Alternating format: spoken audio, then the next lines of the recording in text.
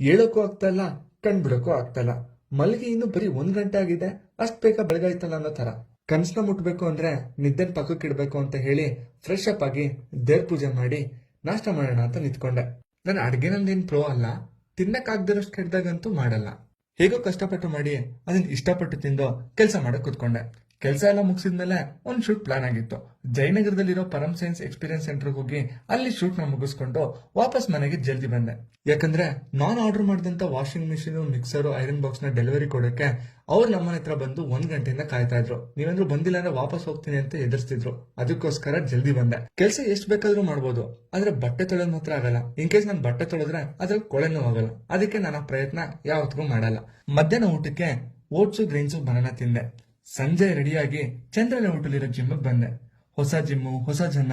Gym ಏನೋ ಚೆನ್ನಾಗಿದೆ, ಆದ್ರೆ ವರ್ಕೌಟ್ ಮಾಡಕ್ಕೆ ಏನೋ ಒಂಥರ. ನಮ್ ಜಿಮ್ಮು ಮಿಸ್ ಆಗ್ತಿತ್ತು, ನಮ್ ಹುಡುಗರು ನೆನಪಾಗ್ತಿತ್ತು.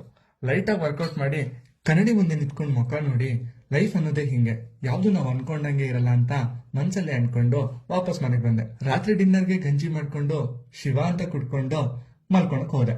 ಇವತ್ತು ನಾನ್ ಮಾಡಿದೆಲ್ಲ ಇಷ್ಟೇ. ಮತ್ತೆ ನಾನು ಸಿಗ್ತೀನಿ. ಬಾಯ್.